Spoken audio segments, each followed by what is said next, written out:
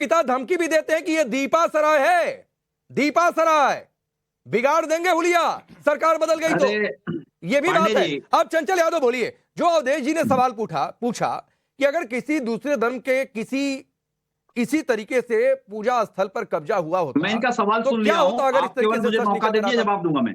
सुनिए, इनकी जो ये सोच है, जो ये कहते हैं कि पिछड़ा दलित क्या हिंदू नहीं है, बताइए अवधेश जी, हमारे देश की महामहिम राष्ट्रपति और जो उनको उद्घाटन कराने का मौका था, मैं माफी के साथ चंचल भाई 5 सेकंड मेरी एक बात सुन लीजिए। सर मैं डिबेट को डिरेल नहीं करना चाहता हूं, मैं पीडीए पर चर्चा नहीं कर रहा हूं, मैं पीडीए पर नहीं तो ठीक है ना सर, मैं आपने पीडीए की शुरुआत की थी, मैं पीडीए पर चर्चा करूंगा, आपको बुला लूंगा, मैं आपको प्रॉमिस कर रहा हूं सर। मैं संभल पर चर्चा कर रहा हूं, धर्म स्थानों पर चर्चा कर रहा हूं सर, उस पर बातचीत करिए। पीडीए पर बहुत बार चर्चा हुई, मैं फिर चर्चा कर लूंगा, समय कम वही बात सुनिए पांडे जी, चलिए 20 सेकंड में उनका जवाब दे लीजिए, लेकिन आगे इस पर बोलिए। आप लोग इतनी मेहनत करके वर्डप्रेस फ्रीडम रैंकिंग में 161वें नंबर पे खड़ा कर रखे हो, आप सुन लीजिए मेरी बात सुनिए।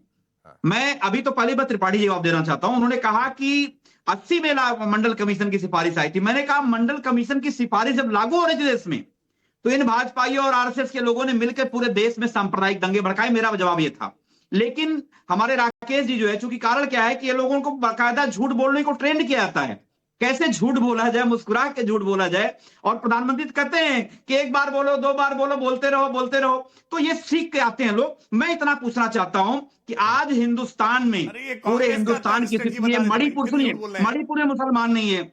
अरे सुनिए त्रिपाठी जी, बीच में बोलिए, अभी आपने सीख दे रही थी, मैं आपसे सीख लिया। मैंने कहा मणिपुर की स्थिति आप देख लो, उसके ऊपर चर्चा भी नहीं करना चाहते। ये संभल में सुन लीजिए, संभल की हालत यह है, आप देख लेना आने वाले समय में कुछ दिन में ही यही भाजपाइयों को जो है इनका चेहरा उजागर हो जाएगा। क्योंकि जिस तरीके से सुनियोजित तरीके से बीजेपी ने पुलिस प्रशासन के साथ में गुंडों को लेकर के सर्वे कराने के लिए गई और वो सबके सामने उसका चेहरा उजागर हुआ। और आप जो कुओं की बात कर रहे थे पांडे जी, मैं आपको बता दूं, मैं जिस गांव से बिलोंग करता हूं आजमगढ़ में, आप विश्वास नहीं करोगे, सैकड़ों कुएं बंद हो गए हैं।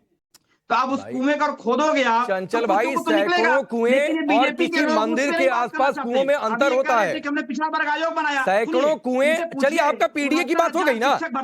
नहीं चंचल भाई, मैं आपको फिर चैलेंज मेरा ऑन है। नहीं चंचल भाई, मेरा चैलेंज ऑन है, आप एक्सेप्ट करेंगे तो बोलिए, मैं टाइमर ऑन करता हूं।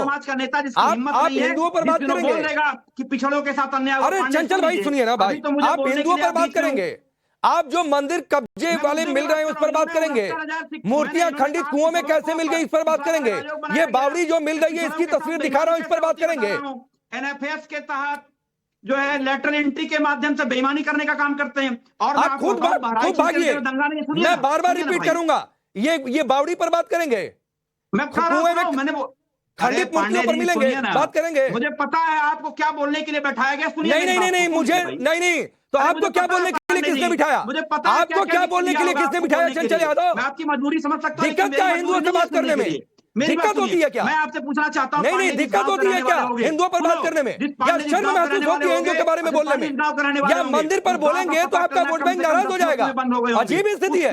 मैं अभी भी अपना टाइमर लेकर बैठा हूं, मेरे शो का 20 मिनट हो गया है, आप हिंदुओं पर बातचीत करने के लिए नहीं तैयार है। आप मंदिर मिल रहा है उस पर बातचीत करने के लिए नहीं तैयार है, आप सनातनी सबूत पर बात करने के लिए नहीं तैयार है। जब 40 रुपए का डीजल पेट्रोल 100 रुपए में खरीदने जाते हो, आपको डांट पड़ती होगी, क्या डिबेट करोगे आप? लेकिन आपकी हिम्मत नहीं बोल पाओगे भाई। चंचल भाई, मंदिर ढूंढ रहे हो। अरे भाई प्लीज, मेरे लिए भी महंगाई मुद्दा है, मेरे लिए भी पेट्रोल डीजल मुद्दा है, मेरे लिए भी बढ़ती महंगाई मुद्दा है, बेरोजगारी मेरे लिए भी मुद्दा है। लेकिन आज हिंदुओं पर बात हो रही है, हिंदू आपके लिए मुद्दा नहीं है। राकेश त्रिपाठी, मैं अभी भी लगातार टाइमर ऑन करने के लिए तैयार हूं कि चंचल भाई बोले कि आप टाइमर ऑन करिए, मैं आपको बोलकर दिखाता हूं हिंदुओं पर। ये कोई आज चैलेंज मानने को नहीं तैयार है। मेरे भाई राकेश पांडे, इतना मत गिर जाओ आप लोग कि कम भाई प्लीज, चंचल भाई कौन कितना गिर रहा है ये देखने के लिए नहीं बुलाया आपको। कठिन है, आप जो सवाल पूछ रहे हैं चंचल यादव के लिए मुश्किल है। चंचल यादव के लिए चूंकि उनकी पार्टी में डांट पड़ेगी, पार्टी से बाहर कर दिए जाएंगे, ऐसे सवाल आप पूछेंगे, ऐसे सवालों का जवाब वो कैसे दे पाएंगे? मुश्किल है उनके लिए, क्योंकि उनके यहाँ इस बात की ट्रेनिंग है बाकायदा कि मजहबी तुष्टिकरण के एजेंडे पर बोलना है, कोई भी ऐसी बात नहीं बोलनी है जो हिंदुओं के पक्ष में चली जाए। मजहबी तुष्टिकरण एजेंडा उनका, ये बात तो घोषित है। लेकिन मेरा एक छोटा सा सवाल है, चंचल यादव जी ध्यानपूर्वक सवाल सुनिए। एक सवाल मेरे मन में है, और यह सवाल उत्तर प्रदेश की जनता के मन में भी है।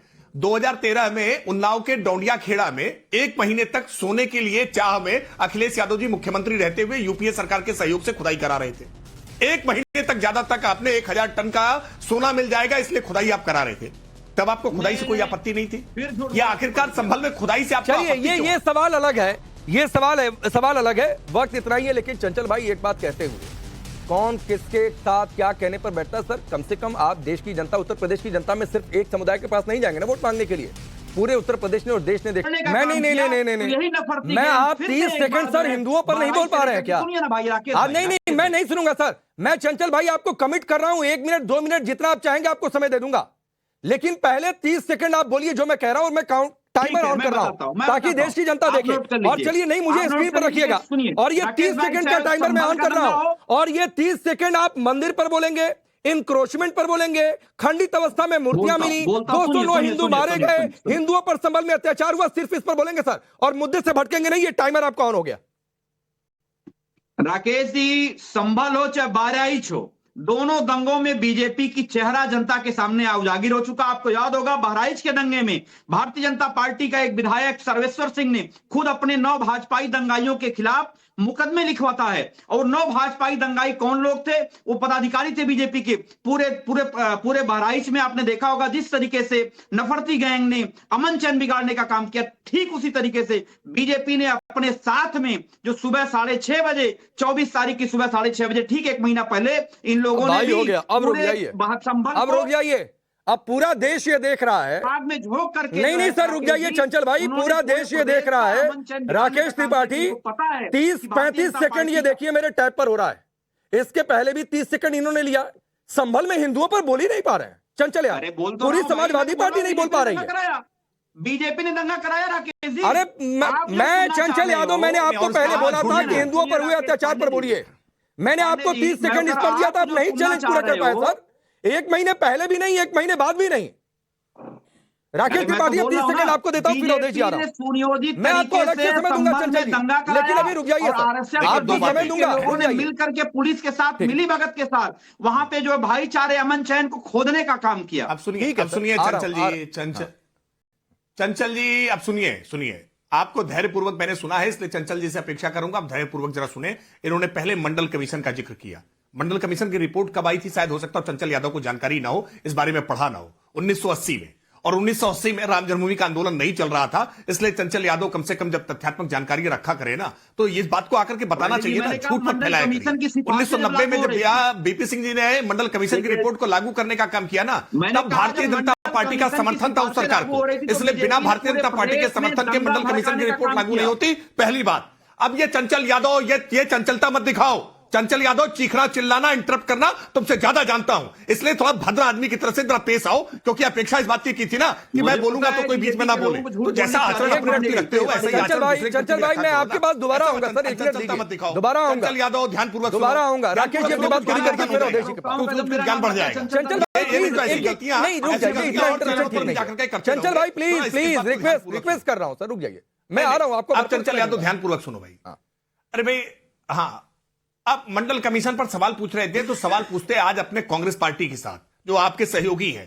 पूछते राजीव गांधी का सदन में दिया गया बयान कि क्यों राजीव गांधी मंडल कमीशन की रिपोर्ट से सहमत नहीं थे, क्यों पिछड़ों को आरक्षण नहीं देना चाहते थे। भारतीय जनता पार्टी ने तो पिछड़ों को सर्वाधिकार उनके अधिकारों को देने का काम किया है। अन्य पिछड़ा वर्ग आयोग को संवैधानिक दर्जा देने का काम नरेंद्र मोदी जी की सरकार ने किया है। पिछड़ों को सर्वाधिक सशक्त करने का काम भाजपा की सरकार ने किया, इसलिए झूठ मत बोला करो, पहली बात। और दूसरी बात, आपने कहा कि बहराइच में दंगा हुआ। बहराइच में दंगा नहीं हुआ। दंगे के इंग्रेडिएंट्स क्या होते हैं, दंगे के तत्व क्या होते हैं, कब कौन सी घटना के बाद दंगा होता है, ये जाकर के मुजफ्फरनगर से सीख के आइए।